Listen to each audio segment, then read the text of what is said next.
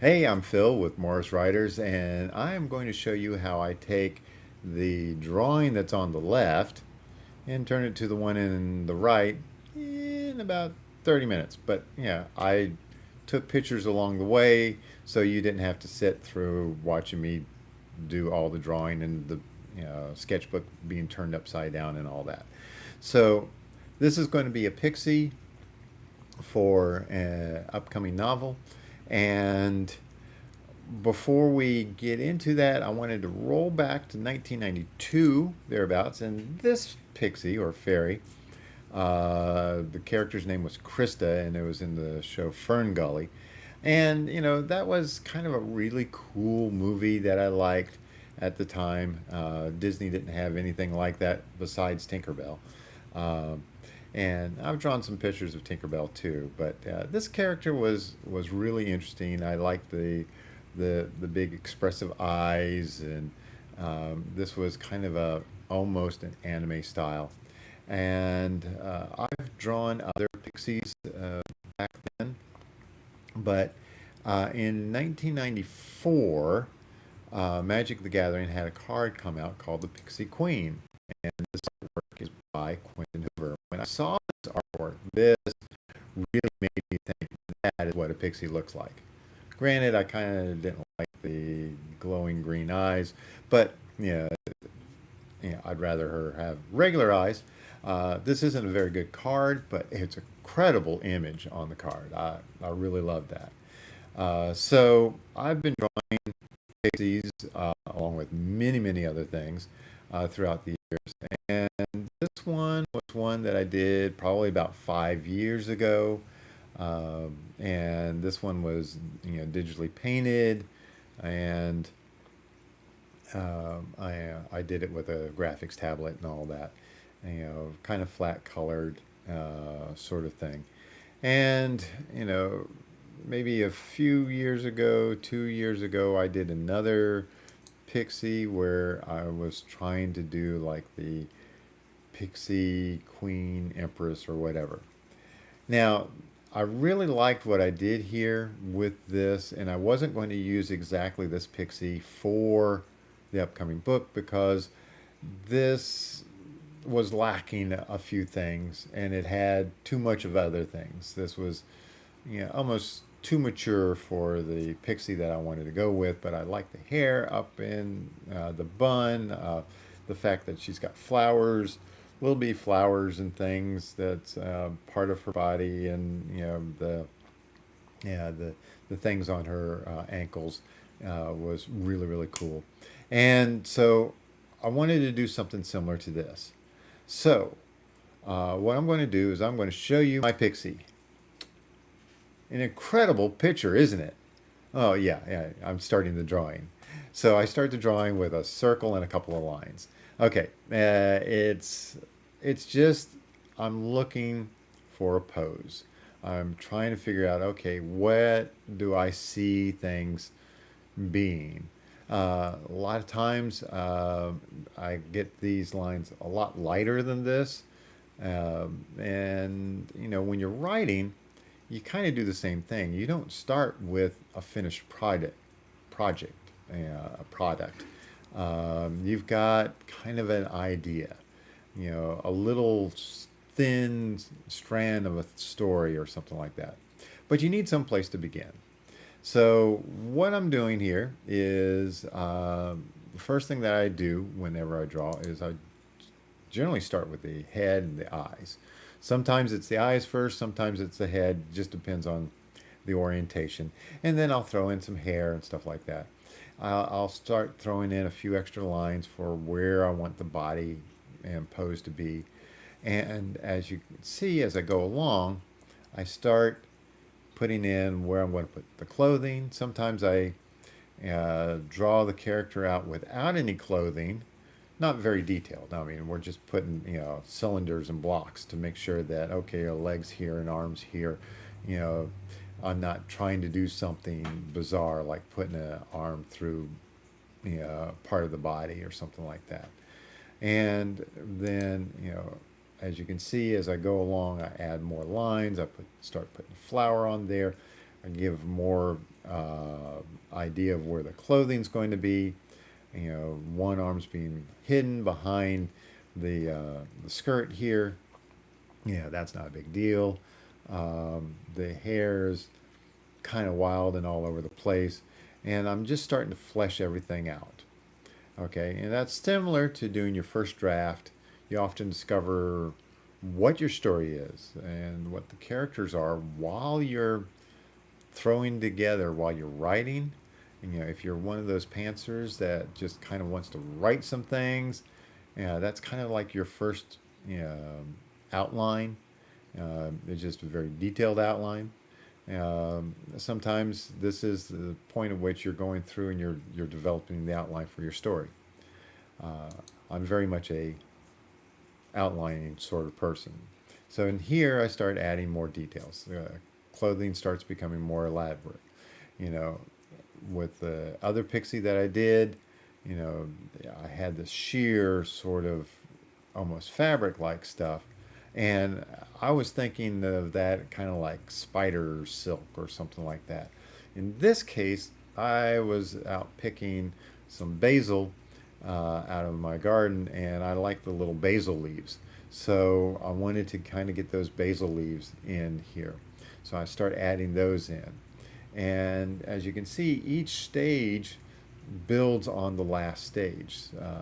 And writing works the same way. You get your basic story down first, and then you start adding more descriptions, and your world building starts coming in, and you start adding more polish to things.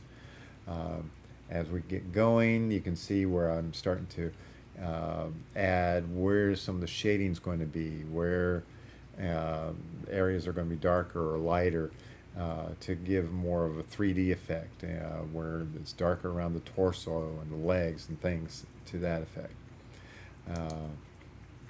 Now, we get into this more elaborate. You can see as we're developing that her hair's kind of going all over the place. I'm thinking, okay, she's probably a few inches tall, maybe 100 millimeters in height. So she's going to have super thin hair. It's going to be all over the place. All right. So I'm thinking about these physics and things as I'm going along. She's got these little maybe morning glory vines around her arms and legs. Maybe she's using those for tying up her hair and stuff. This is all as I'm going along and developing and putting in these details. And as you can see, I'm starting to, I want to put in the magic wisps, and then I add wings. Well, she was a pixie. Wouldn't the wings be one of the first things you do? Well, no, you need to have the rest of the character first. So the wings are one of the last things, and now it's getting her to the point where, hey, she looks like she can fly now. Now, what I want to do is I want to get into the inking stage. And in the inking stage, you think inking is putting ink down first. That's not the case. That is going through and determining where your lines are. Which of these sketchy lines is going to be your true lines. So you go back and you start making some of your pencil lines a little darker.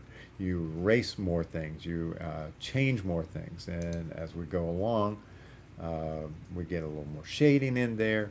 And then we go and we do the inking stage.